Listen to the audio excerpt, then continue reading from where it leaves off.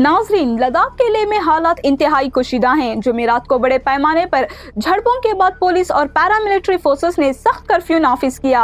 बदअमनी के दौरान कम अज कम 4 अफराद हिलाक और 80 से जायद जख्मी हुए, जबकि 50 से ज्यादा लोगों को गिरफ्तार किया गया। ये तशद्दुद लद्दाख को रियासत का दर्जा देने और आईनी जमानतों के मुतालिबे के दौरान भड़का। लोगों ने गाड़ियां चलाई, सरकारी जायदाद को नुकसान पहुंचाया, बीजेपी के दफ्तर और हिल काउंसिल पर भी हमले किए। हुजूम को काबू करने के लिए टीयर गैस का इस्तेमाल किया गया और सिक्योरिटी मजीद सख्त कर दी गई। इसी दौरान मरकजी हुकूमत ने सोनम वांगचुक के इदारे SCEMOL यानी students educational and cultural movement of Ladakh का FCRA लाइसेंस मनसूख कर दिया है। वज़ारत दाखिला के मुताबिक इदारे के गैर मुल्की फंड्स में बेज़ाब्तिगियां मिली हैं। खास तौर पर स्वीडन से आने वाली रकम को नेशनल इंटरेस्ट के खिलाफ करार दिया गया।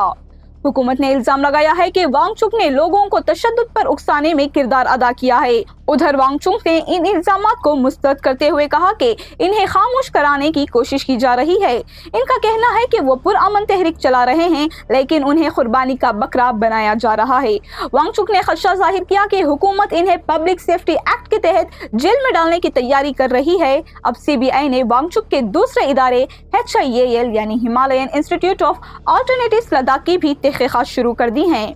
हुकाम का कहना है कि 2022 से 2024 तक के गैर मुल्की फंड्स की जांच हो रही है, लेकिन वांगचुक का कहना है कि ये फंड्स अक़वाम मुत्तहिदा और यूरोपियन यूनिवर्सिटीज को अलमी खिदमत देने के बदले में हासिल हुए हैं।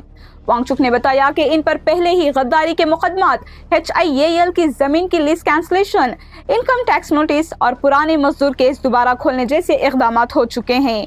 इनका कहना है कि ये सब इनकी आवाज़ दबाने की मुनज़िम कोशिश है।